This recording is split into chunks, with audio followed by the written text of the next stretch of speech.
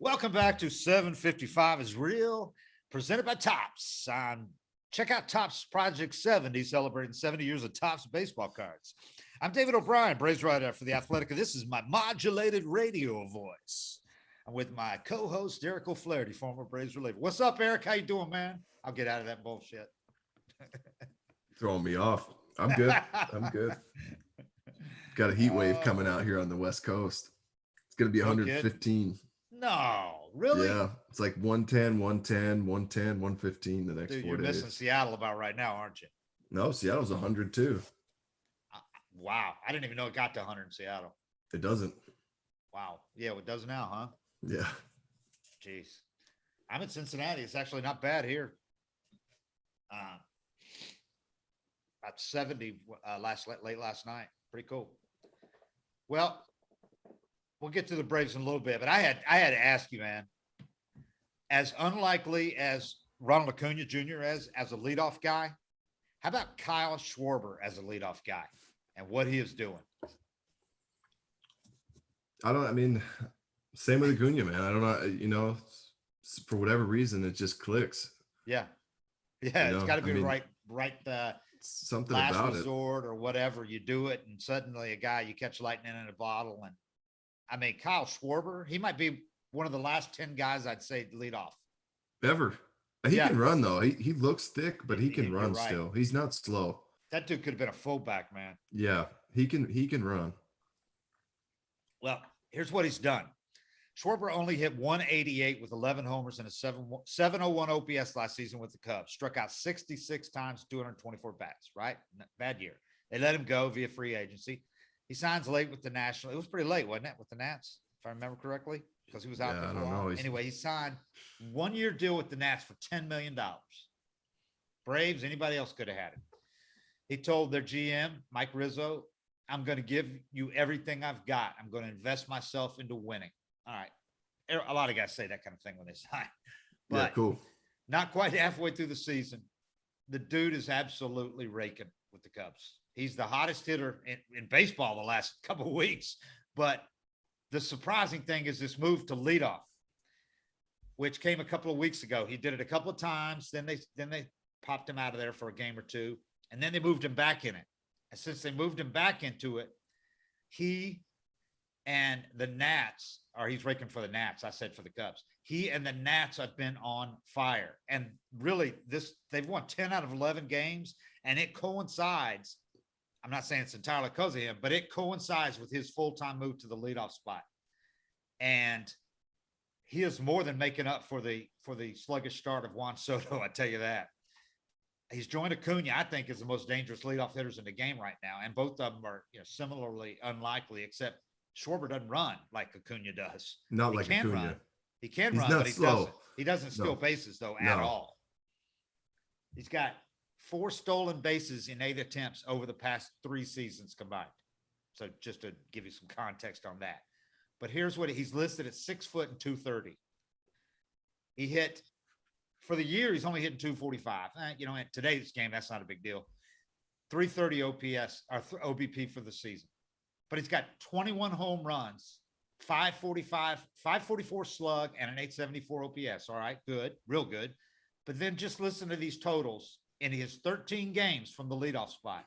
347, 411 OBP, 12 home runs, 1,082 slug, and 1,492 OPS. No, it's not sustainable. We know that, but it's insane what he's doing lately. And like I said, the Nats are surging right now, and the Braves got to look out, or they're going to be up there with building that lead like the Mets have had. I mean, it's something about, you lead off the game, even as a pitcher, you're just so accustomed to facing a guy that's going to take pitches and probably not do a ton of damage. You're trying to find your footing. So you throw a get me over slider or something like that. You're kind of used to having a guy that worst case scenario is a single, and then you got to worry about him on base. Some of these guys are throwing in that leadoff spot that can do damage. I mean, it's just immediate pressure for pitchers, which I'm not going to say that's why, but it seems like same thing with Acuna. I don't know how many times or why he gets a first pitch fastball to start the game middle in. Yeah. And you're thinking, what in the world is the pitching coach telling these dudes? And it keeps happening. He keeps getting a pitch to hit to start the game. I mean, I would almost tell my pitchers it's a $5,000 fine if you throw a first pitch strike to Acuna. But then you're behind him and you got to work from behind the count. But I think Yeah. starting off a game, you're just, as a pitcher, you're so used to getting a free strike early, Right. and the home run threat being there right away. I think it just puts a different pressure on him.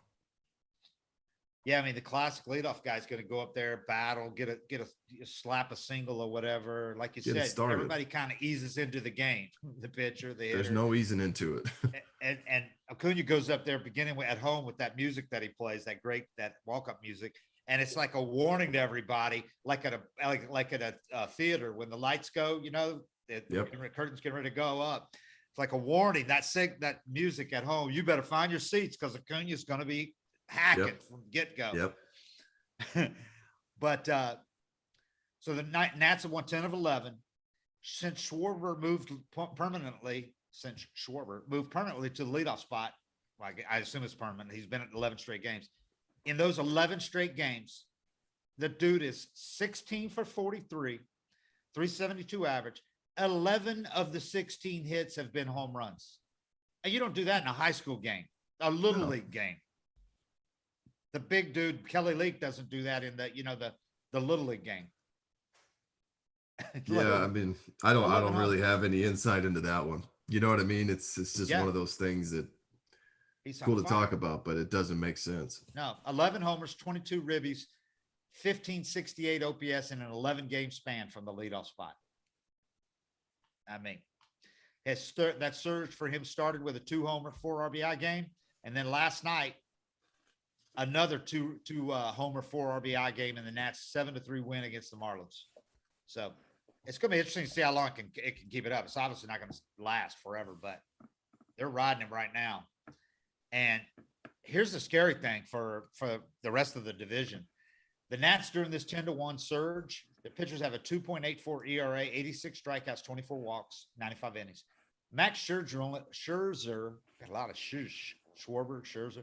Max Scherzer pitched only one time in that 11-game stretch, and Strasburg not at all, obviously. He's still in the IL. And Scherzer was just a minor thing with the groin, and he came back and dealt in his one game in that. But the point is, those guys haven't been responsible for it. They're getting pitching from some other guy, a lot of other guys. Yeah. I don't know. The Nats don't really, they don't scare me, especially with Strasburg out. They haven't been the same team the last few years. The only thing that really scares me right now is if Lindor gets hot for the Mets, and DeGrom stays healthy. That he had the one game against the Braves. We'll see if he can do it. But yeah, I'm with you. He's due to go crazy. I mean, the second half. Yeah. But man, I tell you what, it's weird. I know he never imagined. He's probably told how hard the New York fans can be, but why is he going to worry about that? He's never had to worry about getting booed. He's been so good. But they boo him mercilessly. He'll ground out or strike out in the first inning. Still booed. Yes. Yeah. Strike out in the first inning, gets booed walking off the field. They're relentless. This is a guy that's the franchise for the next however many years, Or they better be the franchise. Well, I guess, you could feel free to boo him because he can't go anywhere. Yeah, you might not do that as much as a free agent, But I tell you what, the difference in that and virtually any other city except maybe Philly, but Ronald Acuna could go 20 games without a hit, and he's not going to get booed like that. There'll be scattered boos maybe, but he would not ever get booed like that. Freddie Freeman would never get booed walking off the field in Atlanta like that. Chipper Jones, never. So that's the difference in New York and some other places. I'm honestly trying to think of any player I remember getting booed in Atlanta consistently. Maybe Dave Justice after he told the fans to wake up, during the World Series, but he silenced that in a hurry with that home run. He turned those to cheers. Yeah, he backed it up. Yeah, I understand what you're saying about them without Strasburg. They think Strasburg's going to be back in the second half, but I'm with you as far as Strasburg's got to prove it to me that he could be that guy again. But yeah, Scherzer has been Scherzer. He is. He's back to being Mad Max, which I didn't realize. I didn't really know that he could do that still, but he's not going 7, 8, 9 innings every game. Nobody is these days, but he's got a 2.19 ERA for the season, 112 strikeouts, 18 walks, and 82 in the third innings. There's just not many guys that do that anymore. No, he had a interesting, Yeah, interesting game last time out. with the ump. Yeah, How, how about Girardi asking the ump to check his hair because he's going through his hair, but he wasn't sweating, and it's like he said, where else is he going to go to try to find sweat? Because pitchers have got to find some sweat because the only thing they use now is rosin. And yeah, as you said, you gotta get that wet and to get it tacky, right? yeah, yeah. I mean, if it's humid, it helps, but Yeah. that's the thing. I don't think people understand because everybody's take is, well, you could just not cheat. It's like you hear the pitcher saying they can't grip the ball and this and that, but it's something about the mud they use and the way they rub it up that the balls are almost slicker after they're rubbed up. So I mean, I get where the pitchers are coming from with wanting to use something to be able to grip it. Um, but they took it to the extreme where they basically could climb a building like Spider-Man, Yeah. with their fingertips. It was so sticky. So I think the league's doing the right thing, but the whole thing's just been kind of a disaster out there watching it unfold. I Yeah, they don't, went. Yeah, for me, one extreme to the other. pitchers throwing fits over getting checked. I mean, it's Yeah, just kind of like that's just the situation the league's in now. They got to check them. You and they could know just they're going to get checked. So are what's they going to just happen. I mean, you could just be cool to the ump. You don't have to shit on the ump. But are some of Scherzer's, them so I amped understood his up? frustration because he'd already been checked twice in the game, And Girardi and asked for another. then the third time was mid inning. Right. No, When it's it's mid Girardi. inning, He was yeah, pissed at Girardi. and he was mad at Girardi. That whole thing was hilarious the way it played out. The coaches started Yeah. yelling at each Yep. other. Yep. Did you see Rizzo's comment about Girardi? Uh-uh. He called him a con man. Juicing up that rivalry, man. Yeah. Big time. He was ready to go at it. I mean, Girardi came out of the dugout, was yelling over the other dugout. It was, yeah. I miss that. I miss managers getting pissed about stuff coming on the field. I miss that. Yeah. I No, miss it's the good. emotion. It's definitely good for baseball to It's have good things theater, like man. that. It's good theater. But does some of the pitchers, do you think, are they just so jacked up? Some of them pitch at such a high level of adrenaline that when the umpires, all of a sudden Yeah. it's like, whoa, get out. You're in my sphere, man. Yeah, you definitely, I mean, you go into a different mental space when you're out there, all the adrenaline. And Uh-huh. you see guys that are the most chill dudes on the planet go out and just lose their minds on the field because it's, they kind of flip a switch and go into a different place. Yeah. But at the same time, man, like I saw a few dudes just completely disrespect the umpire and act like the umpires want to be doing that. Right. It's the last Right. thing in the world the umpires want to be doing Right. is checking dudes' fingers and gloves and all that stuff. Belt. Yeah, checking their belts, doing the whole thing. How about when the dude pulled the belt off, dropped his pants the other day? That was the one I was just like, and he threw his glove Yes. and his Ridiculous. hat at the ump's feet and made That him would've been pick it funny up if off they'd the kicked- ground. That would have been funny if they'd kicked him out. He should have got tossed for that. I mean, just blatantly disrespecting a grown man that doesn't want to be doing it either. I bet if they do it 2 weeks into this thing, somebody would get tossed doing that. All right, it's Yeah. like, oh, this is coming, so now you're just being an ass. Yeah. I tell you what, man, there's been some pretty dramatic decreases in spin rate. Some big numbers going up. Yep. A lot more crooked numbers. And to Charlie Morton's credit, his spin rate did not go down. And he threw more curveballs than ever in his first start on 45. Yeah. Huge spin rate. I talked to him yesterday here in Cincinnati before the game, just casually talking to him about his spin rate and all that. And he was talking about how he's always been able to spin his curve. And he didn't realize the importance of it, though, until they started having the slow mo, putting the numbers up. Yeah, starting having the measurements. And he's like, Jesus, why didn't I throw more curveballs when he didn't realize how much better his spin rate was than other guys. Yep. So he didn't really focus on the curveball early enough in his career like he should have. But he said, well, and that's the encouraging thing about Charlie. Mm-hmm.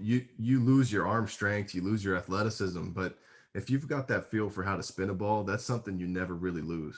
Uh-huh. And he's going to have it. I mean, he's spinning it like he said, I can spin it as hard now as I ever could. Yep.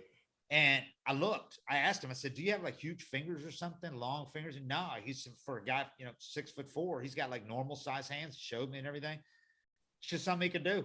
It's just a feel thing. It's ability to manipulate the ball. The Reds got a guy, Sean Doolittle, who, I mean, he cannot figure, if he had a slider, he'd be one of the maybe not now because he's lost some velo on his fastball, but he had one of those invisibles and he would just blow it by it. 93, 94, good fastball, but nothing crazy. He would blow it by everybody because he had such a good fastball with such good backspin on it. But we mess with him every day and try to teach him how to throw a slider or a breaking ball. And he just reach out like he was turning a doorknob. Yeah. Like he couldn't get the feel for throwing the front of the ball because he was so good at staying behind it. Yeah. But there's certain guys that like their brain just can't register, the arm action and how to hold the ball and how to release it to get that really tight spin. There's other guys like Charlie who it's just like second nature. Wow. That's pretty cool. That's fascinating what guys can do with the ball. Yeah. Anyway, the other thing with the Nats, I think that makes them a little formidable potentially is that Trey Turner's been playing great. I mean, he's playing at an all-star level. He's just a really damn good player. He's a good player. They're doing what they're doing, not only without Strasburg, but Juan Soto has been pedestrian this year. And I don't think there's any way. It's kind of like Freddie. He's going to eventually get hot. Yeah. Freddie's showing signs of that lately. I'm expecting Soto to have a huge second half. I mean, we've seen him now. It's 3 years. It's nothing fluky about what he does. No. And his performance last year compared to this year, I think he's going to take off. And he's still hitting 277. Like he's not terrible, but for him, he's 300 hitter with power. Yeah. He'll probably hit 340 in the second half. It won't surprise me if they could keep Schwarber going, Turner doing what he's doing. That offense could be pretty scary, man. We'll see. We'll see. The division race is wide open. As Charlie said yesterday, he feels good about where they are, the turn they've made, despite the last 2 nights when they had to start Kyle Wright because of an injury and they had to go to a bullpen game last night. Yeah. So they look bad on those nights. The Braves are going to look bad on nights like that. Wright pitching terribly. Bullpen game last night, they actually stayed in it with Jesse Chavez starting, with Roark pitching, and they actually stayed in the game till late. Matzik had a bad outing. Matzik, his spin rate's down. I don't know, if he's what's going on with him, but he didn't look very good. Shane Green hasn't looked, or not Shane Green. Chris Martin had a kind of a mediocre night for him. He was getting hit. Just to see the score and the fact they were in the game until late, till the end almost. But there's the last 2 nights notwithstanding, the Braves feel good about where they are. They've been pitching a lot better. They had a stretch where they won 5 out of 7 and gave up 14 runs in that span. That was it. Yeah, they played great against the Mets. Yeah. So last night, Charlie tells me he feels good about where they are. He goes, but everybody kind of getting that, it seems like, in the division, feeling pretty good about where they are right now. So, yes, he said anybody can win this thing. I just, I wouldn't have. I would have taken that bet if you told me the Braves were going to be in 4th place in late June. Yeah. I mean, this isn't how you saw the season going. But no, not at all. Not in any way. We're kind of like a broken record talking about us being early, but they still, 5.5 back. Still not halfway yet. Yeah. And don't forget the Phillies. The thing is about the Phillies, they don't do anything exceptionally well. They're right in the middle of the major league pack, pitching, hitting. Bryce Harper's not one of the superstars of the game right now. I know he's regarded as that because of reputation, image, but he's not. He's not one of the best players in the game right now. But he can get on a tear. Real Muto can get on a tear. And the thing I think that makes them potentially a threat is, believe it or not, President of Baseball Ops, Dave Dombrowski, because he has shown with the Marlins first, when they were the Florida Marlins, with the Tigers and with the Red Sox, that he, unlike a lot of these younger GMs, is not caught up in prospects. He will put them all on the table, all chips in to go for it if he thinks his team can win. And he's at the point now in his career, I don't think he's looking at going another 5 years. He's getting old for a GM, Yeah. And I know he'd like to win one again. So if he thought they could do it this year without, it'd still be pretty good next year. If the ownership would tell him, hey, we can fill in some holes with free agency in the offseason, go ahead. If you think we can get there, trading what prospects we have left and making a couple of big moves, it won't surprise me if they do it.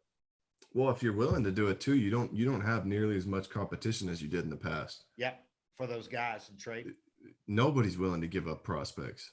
Exactly. So if you are willing to, you really don't have to give up nearly as much as you did in the past. The way they value it has just completely changed. Prospects are like the golden currency, but I don't know. I mean, if you got a chance to win now, I'd burn down every, if I was a GM, I'd burn it down every time if we had a good team, trying to make it happen. And I wouldn't he's be a old good school like GM. that. And Yeah. he's old school like that. He ain't worried about 5 years from now.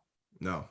He never has been, even when he was a GM in his 40s. And he went from being the youngest GM to one of the maybe the oldest right now.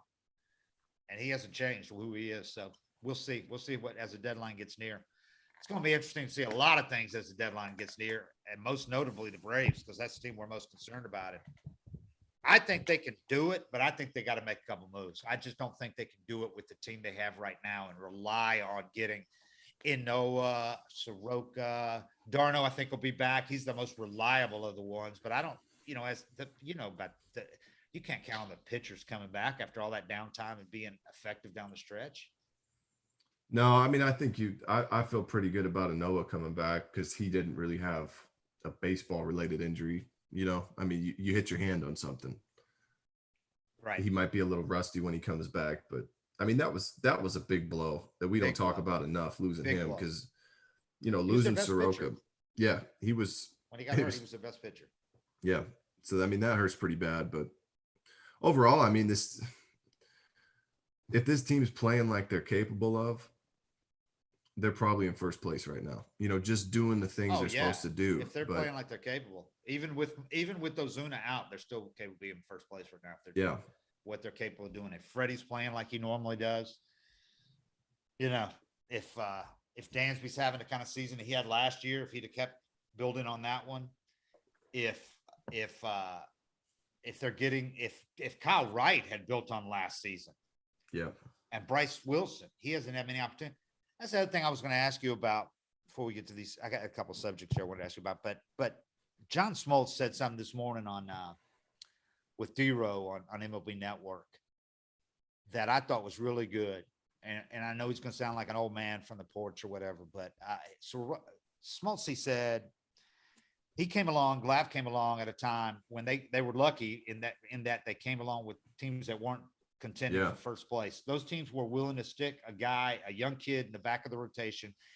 And you've talked about this too, and let him absorb the blows of a season, not be looking over his shoulder and think, if I have a bad game, I'm going to be sent down.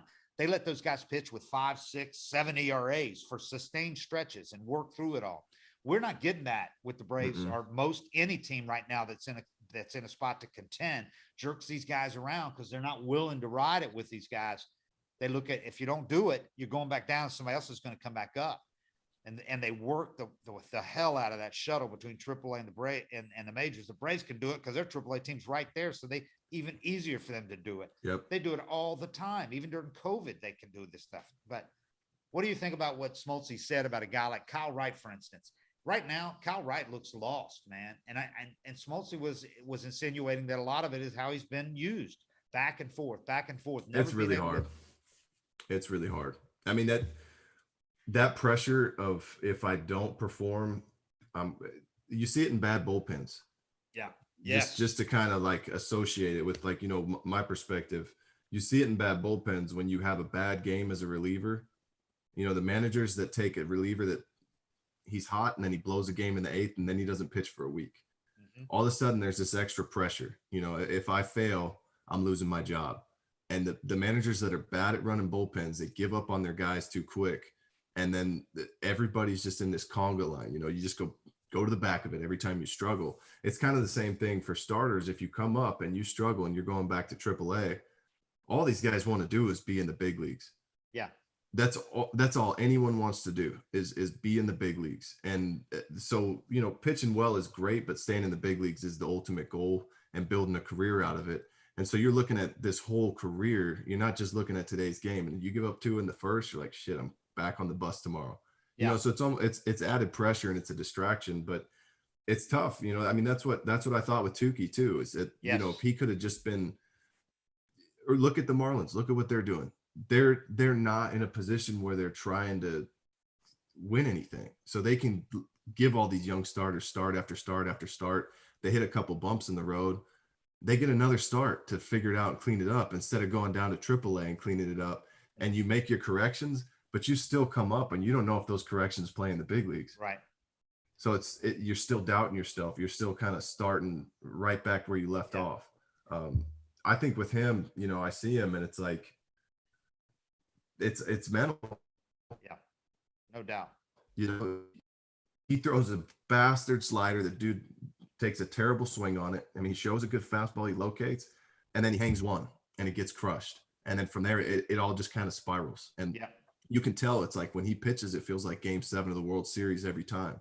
Yeah. And there's a lot of benefit to pitching in the big leagues without pressure and proving to yourself and proving to everybody that you belong there versus having one bad game and just riding that bus back.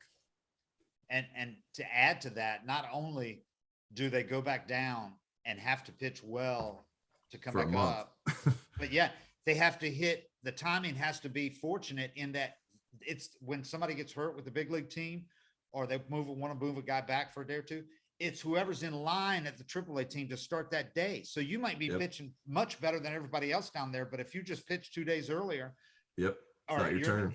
it's not your turn. So you're not going to, so you got that on top of you. I got to pitch really well to get another chance. And it's got to be my day. Or if I just pitched 2 days ago, I'm not going to get that chance to go up and plug in that one start and show I can do it. Yep. And every time you get sent down, you might never get back up. Yeah. That's the reality of it. If you go down to AAA and struggle after that. So it's like, it's just such a huge opportunity every time you start. It's just a natural tendency for guys to just make it a bigger deal than it is. I mean, in all honesty, Kyle's going to get another chance.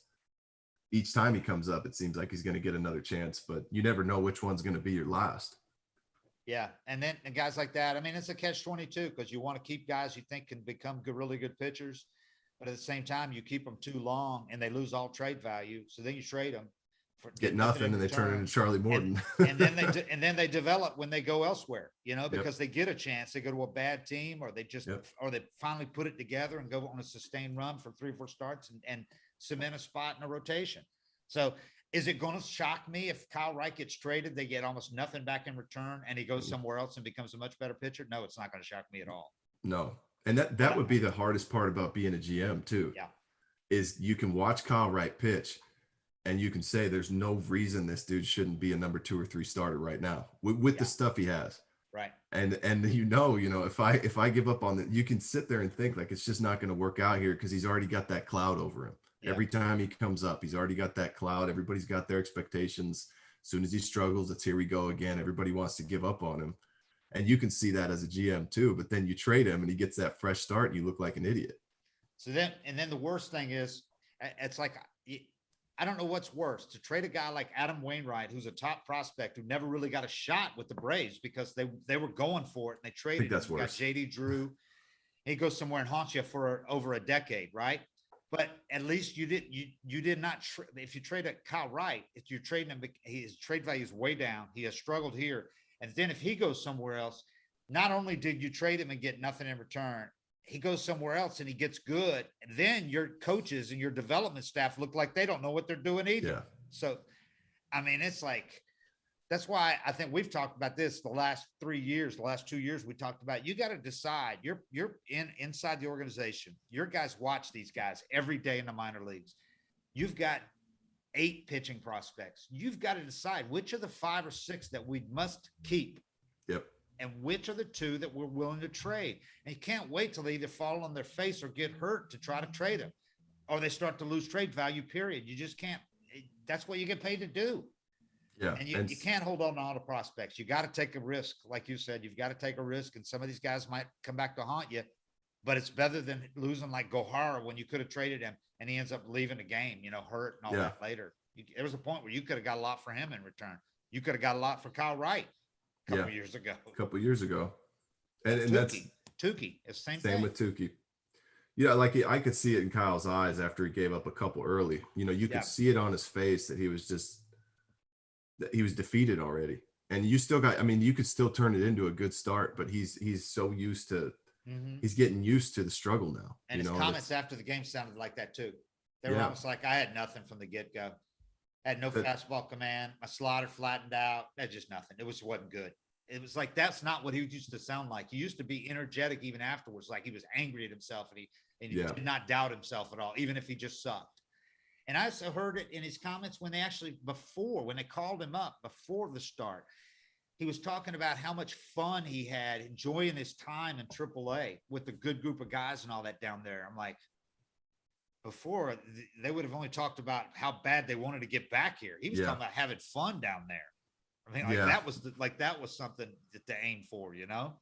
Yeah. Well, I mean, you always want to have fun. Yeah. But yeah, I mean, but you want to pump your teammates up too and right. compliment them, and you don't really know what else to say. But I mean, I feel bad for the guy. A really good guy. He's a sharp guy, but I just think right now, I don't know that he can do it here if he don't, because I don't see them ever sticking him in the rotation like Smoltzy said and letting him get 10 starts regardless of how he does. That ain't going to happen here as long as they. You can't. Yeah. You can't do that when you're trying to win a division. You're already kind of scuffling, and it's kind of go time. You won 3 in a row. You're not ready to wave the white flag. You know. That's what he needs, though. So that's why it's a catch-22, because he needs to go somewhere where he can pitch without his career on the line. He can throw 5 innings, give up 4 runs, but he can get into some jams. You know, he can have that point where his outing could fall apart and get to battle through it versus just getting the hook because we're trying to win the division. Right.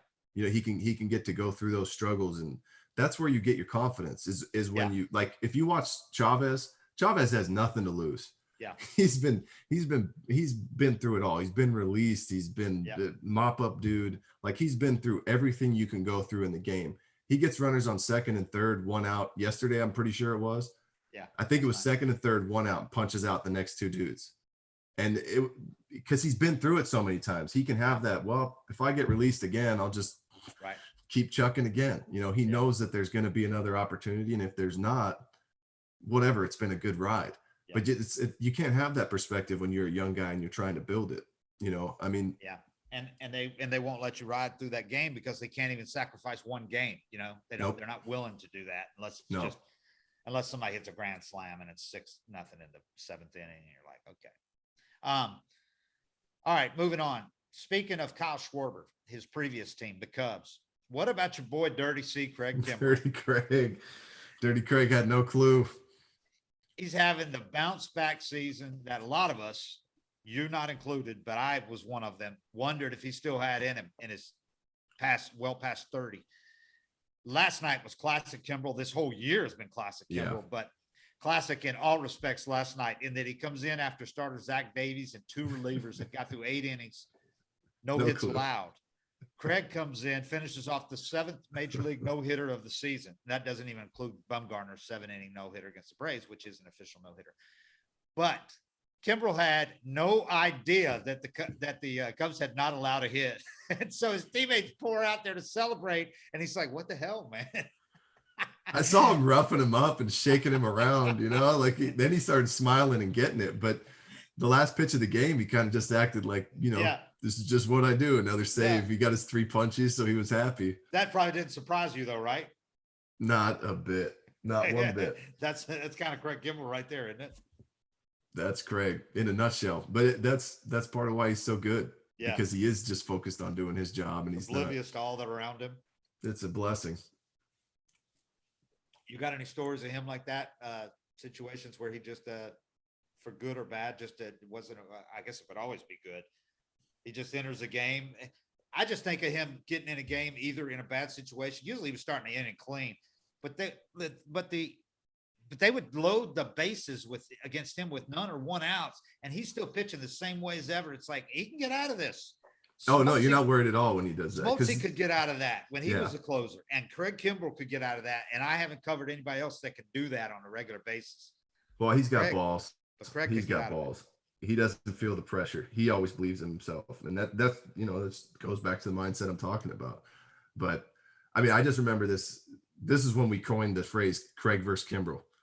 Because his stuff was so nasty, it wasn't really up to the hitters. So it was just, if Craig could throw 3 strikes before he threw 4 balls, you were out. So it was Craig versus Kimbrell, and he was pitching against the Royals or somebody, and it was like he loaded the bases, walking dudes, and it was extra. It was a big game for us. It was extra innings, and he winds up striking out the side, and we were just like, nobody else can do that, and it was terrible swings, but we watched him every time. It was almost like after his outings, if he struck out 1, he was kind of pissed because Yeah. he was so damn good. But Yeah. I mean, for me, I'm just excited to see, because you kind of forget about guys quick. I'm excited and I'm happy that the everyone around the league is now getting to see what we saw for Yeah. 6 years in Atlanta. Dude is just on another level when he's locked in. He was Probably the historic best. at the Probably start the of his best. career. Oh yeah, like the best side. Yeah. I've never seen anything like it since, and he's doing it again. But Yeah. the best story I remember having was he came into Philly. Rossi was catching, and he just started throwing balls off the backstop, like all over the place. And Rossi jogs out to the mound and asked him, like, "Hey man, what's going on? Are you all right?" And Kimbrel's like, "Yeah, I grabbed the wrong gum." He grabbed like the sugar-free gum instead of the sugared gum. And the sugar gum has like more stickiness, more tack to it. So he was saying, whatever, I grabbed the wrong gum. And so Rossi's like, dude, this is the major leagues. I need you to lock in and get out of this. Kimbrel locks in and gets out of the inning. But I mean, like, it's just the simple stuff with him that he could be distracted with and then lock in when he needed to. He winds up getting out of the inning. But yeah, he's a different cat. That's it's funny because Charlie said yesterday, told me that he chews gum because he gets kind of anxious when he pitches and his mouth gets dry. So he chews gum to get some spit going because, like you, he has to. Yeah, he uses the spit to get the rosin to get it tackiness. tacky. Yeah, so that's why he chomps on gum. But you're talking about Craig Kimbrel's season. He's 33 now.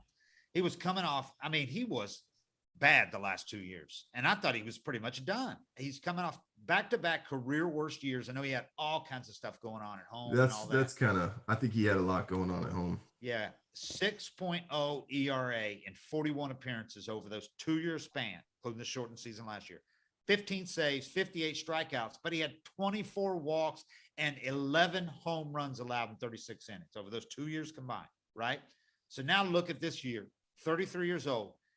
0.59 ERA. That would be his best since the 0.44 he had when they called him up. Yep.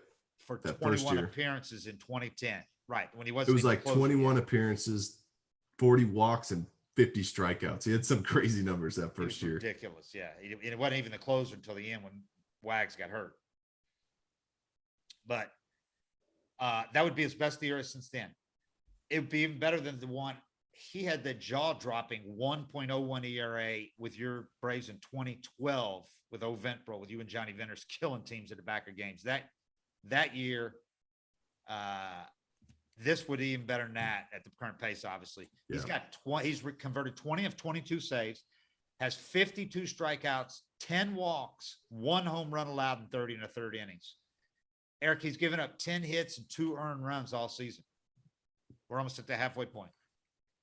That's who he is. And I think I'd asked Rossi about it. I just asked him, like, what Kimbrel changed, or was it the balls, or what's going on? He said it was a small mechanical tweak. He's just gathering more at the top. And that's what I talk about all the time. When you see guys that can go from having a 6 ERA to being the best pitcher in the league, that's how hard baseball is. That one little tiny adjustment with a dude like Craig Kimbrel, you'd think if his mechanics were a little off or something was a little different, he'd be good for a 2.9 ERA instead of a 6. But with baseball, it's just these tiny little tweaks. A dude can go from being an all-star to you're thinking he's out of the league, and then he fixes it, makes the right adjustment, and all of a sudden he's Craig Kimbrel again. I mean, that's baseball. That's why it's so hard to coach. His past 12 games, he's allowed 2 hits, 2 walks, 20 strikeouts, no runs, 0.56 opponent's batting average, and a 111 opponent slug last 12 games. Probably like a 0.2 whip. Dominance. Yeah. It's good to see him back. Yeah, it is. And he's in great shape. Looks a little thinner than before. He just looks great, man. Throwing a little harder than he did the last 2 years. At least the long hair now. Seen. Yeah. I barely recognize him with that long hair. Better than that beard he had. That beard was terrible. Yes, didn't look good on him. Doesn't have the kind of hair for that. Ginger, and it wasn't a thick one. But anyway, speaking of Rossi became, this is one of those arcane or those stats that you're like, huh? Somebody keeps track of that? But Rossi last night became the 3rd person to catch a no-hitter and then manage multiple no-hitters, according to Yes Network research. He joined Bill Who'd he Kerrigan and catch? Mike Scioscia. He caught Jake Arrieta's no-hitter against the Reds, April 21st, 2016. That doesn't surprise me. Get those two together. And he Arrieta also, was nasty back in that year, he was the best pitcher in baseball. Yep. And he also managed Alec Mills' no-hitter against the Brewers on last year on September 13th. So the big blow last night for the Cubs, Wilson Contreras, older brother of the Braves, William Contreras, had a 2-run homer in the 6th inning, and Rossi noted that, and they said he caught a hell of a game. Said he really ran a great game. Meanwhile, younger bro William with the Braves, he's had some struggles lately. We got to keep in mind, this is a guy that they wanted and fully intended to have in AAA all year. They said he needs it. He can. I've been really impressed with him. I think he's got terrific potential, especially as one of the better hitting catchers potentially in the league. But you can also tell he could have really benefited from another year in minors, because he's barely caught in the high minors at all. 60 games in the high minors before he's thrust into a big league regular role. But his last 10 games, he's 3 for 31. He's piling up strikeouts. He's got 1 RBI in that stretch with a solo homer. And he's doing this while obviously trying to learn all these pitchers, all these new pitchers, learning how to call games, and learning this damn technique with the one knee, which I think is terrible timing for him. I don't like the one knee anyway. A lot of people don't. I don't like it. But for him, he's caught one way his whole career, and all of a sudden he's trying to catch with one knee. Now they're using both for him, let him do some squatting, traditional style, but also some one knee. I just think it was a bad time to have all that piled onto his plate when he's got all this other stuff, being a first-year catcher in the big leagues. I didn't know he wasn't a one-knee guy. That's something that the team's pushing. Yeah, this is Travis Flowers and Sal Fasano are teaching it, like almost every team in the big leagues is, but they want their guys to do it. I think they should have just told him for this year, do what you're comfortable with, man. Why would they? I just don't understand it. I really That's don't a lot see, to have on I your don't plate. see the benefit of it. That and also, you know, a lot of the turnover with the pitching staff, you know, lots of new guys. Yeah. It helps so much when you're familiar with the catcher, and it helps so much for the catcher to be familiar with you know, to know Like a what new pitches guy every day, man. Yeah. You have to know, like, the hardest thing I think for a catcher is knowing what pitches a guy can make, because there's a lot of times where there's the right pitch to call right now, but he can't execute it. Yeah. So it's not the right pitch. Right. And if you just go by the scouting reports and the books and what's right to throw here, you might call that cutter in 3-2 if he makes the pitch, but if he throws it middle, it's going to be a homer. And that's not knowing the guys. I think that's probably the hardest thing for Williams right now, is you get a new pitcher each time. You know, being comfortable with the staff and having time to learn them is one thing, but it takes a really savvy catcher to figure that out in a hurry, which guys can make which pitches.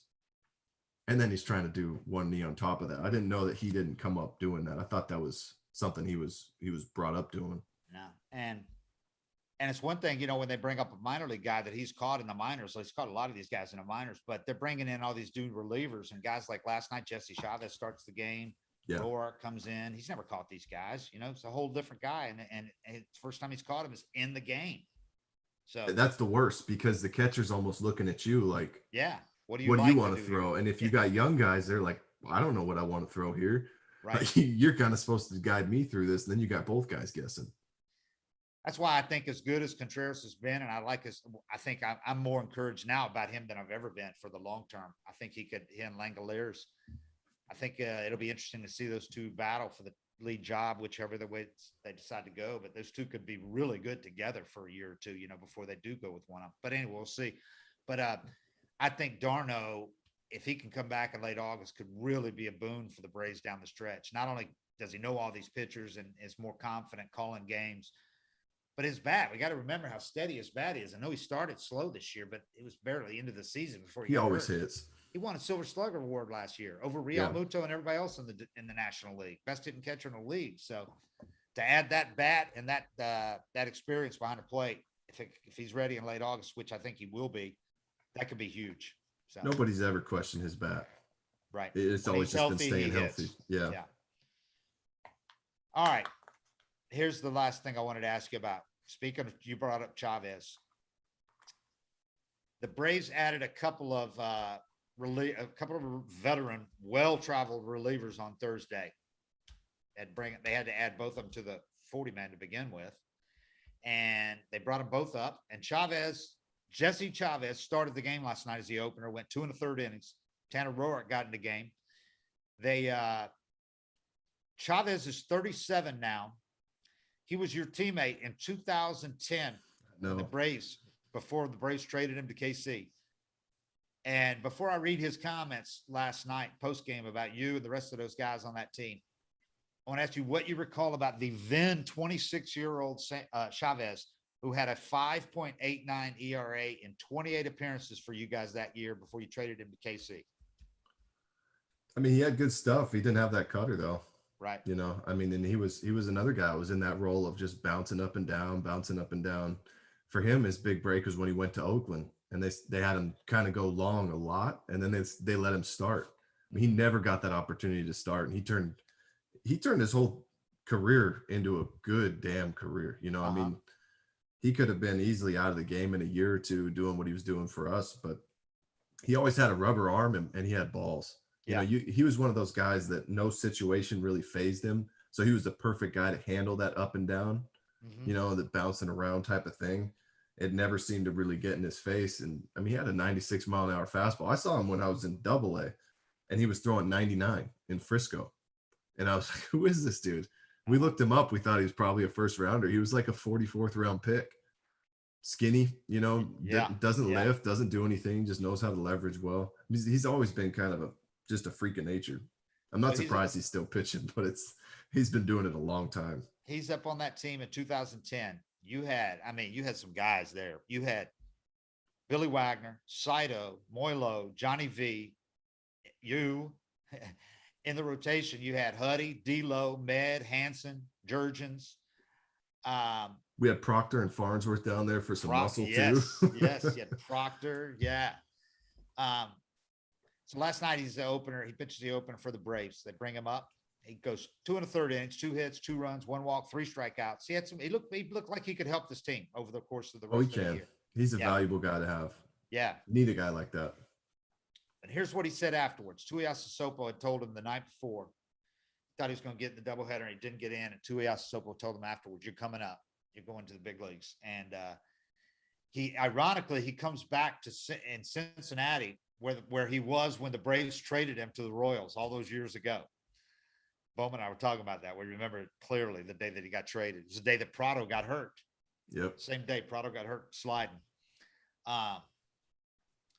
Here's what he said last night after the game. He said, "It's kind of fun to hear the word that I'm coming back to the team that I left, that I didn't want to leave. It's so early in my career. So many great people in my ear," talking about that 2010 team, "behind me. They had my back, from the teammates to the coaches. And then to get traded, it's kind of like, man, I wonder what it could have been." And then we ask him, who in particular had your back on that team? You know, he goes, I mean, from Bobby Cox, obviously, to Roger McDowell, he's a pitching coach, to Huddy, to D'Lo, to Billy Wagner, to Saito, to Moylan, to O'Flaherty, to McCann, to Ross. All of us were so together that year, and it was great. That was the first time I realized that no matter win or lose, as long as you're all in it together, it doesn't matter. It makes coming to the field every single day that much better. So that's what I've learned from that team, and I've tried to instill ever since then. Yep. How's that make you feel, man? Same team taught me that. You know, I was only 2.5 years into my career at that point too. But I mean, that going and playing for that team, it changed my whole career. Because when I was with Seattle, it was like a job. Yeah. And everybody was pissed off and grumpy. You know, it was that old school baseball atmosphere. I came to Atlanta, and all of a sudden, like, the first thing that happened was Bobby handed me his shoes off his feet because I forgot my shower shoes. That's a great story, man. I was like, whoa, I still got them. I might have them right here. That's a great story.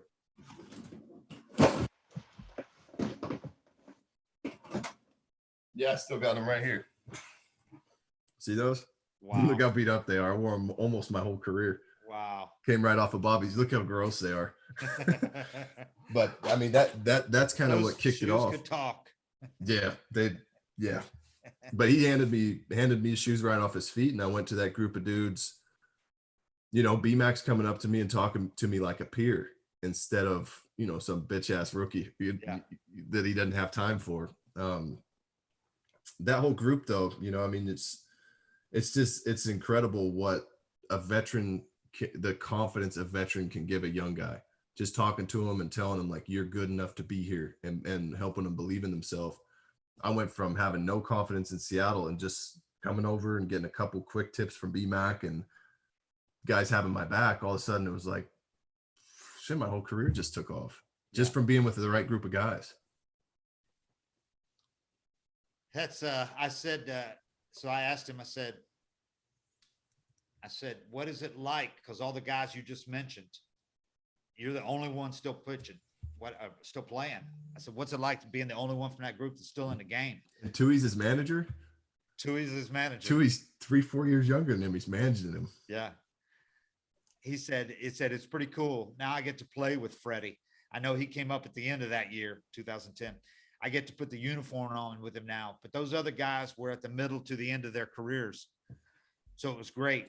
I can't express how many words I use, what those guys meant to me, to instill me to be around to this day. That's allowed him to be around to this day.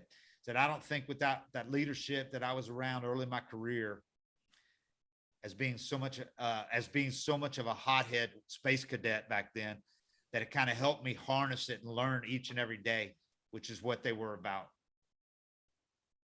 Yep. That was a special, even anybody on that team, that group of dudes, that was the only team I've been on that, if you're on a team now, it's probably even harder, but somebody'd say, hey, you pull into Philly and somebody say, hey, we're going to Del Frisco's. Yeah. And you would get 24 out of the 25 guys sitting at a table.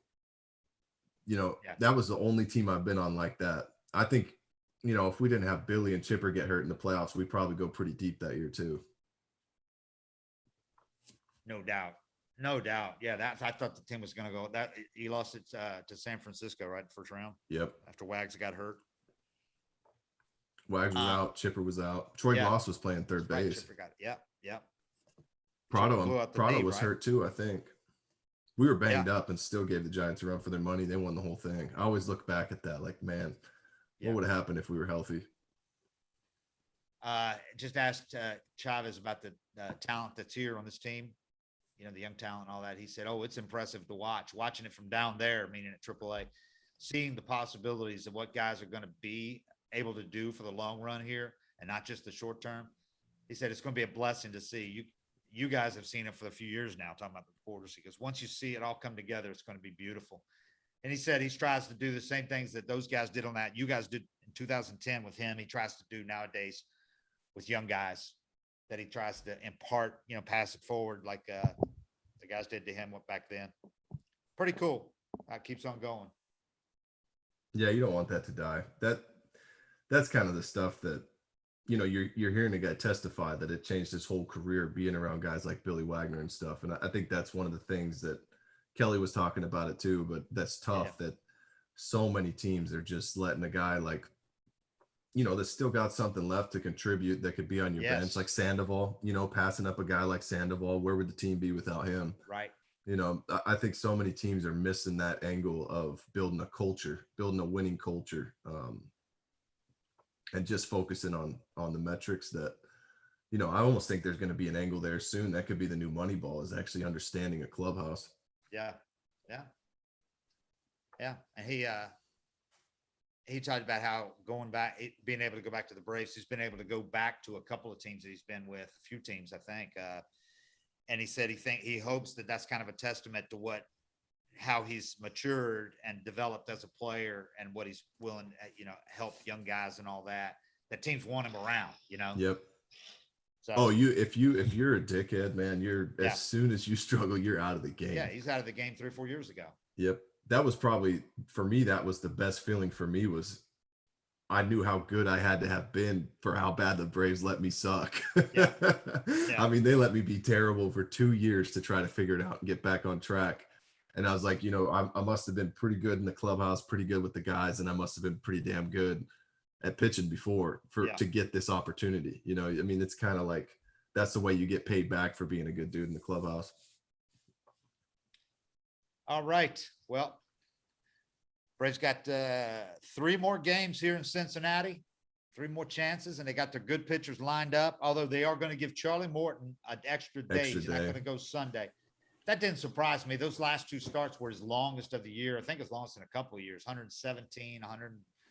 But the other was 105 or 107, something like that. Anyway, went deep in those games, got the no-hitters deep into those games. So they're just giving him an extra day. Ends up being an extra 2 days because they don't play Monday. So he'll start Tuesday. That's the day Max Fried's eligible to come off the 10-day. So he'll move back to the next day. And Snit said Max is coming along great. So they think he'll be ready after his thing's ready, the blister. It was good. They stopped when they did, that he didn't try to get through a game with that blister. He's learned enough at least not to try to push it. Because, man, I was talking to Charlie yesterday, and he said he never understood because he never had blister problems. He never understood how serious they can be. And then he was with a teammate that had one. And he said it tears off that top layer. And if you keep trying to pitch, you tear off more layers. You get down to where you've got like 1 layer of skin left before it just starts bleeding everywhere. Yeah. And then you're out for a long time for the whole thing to regenerate. It's serious stuff. I never got them either. My skin calluses really quick. Thank God, huh? Yeah, I'm glad I didn't ever have to deal with that. But Derek Lowe did. Yeah. Derek Lowe would be in the training room painting this fake skin on his fingers all season long. You know, I mean, some guys just have that skin. And they don't let you wear Band-Aids or like not now. Surgical glue and all that. So you can't do anything. No. So, all right, that's we'll be back here on Monday on the off day to discuss the rest of this Red Series and where the Braves are going into their homestand. 7:55 is real. We're out.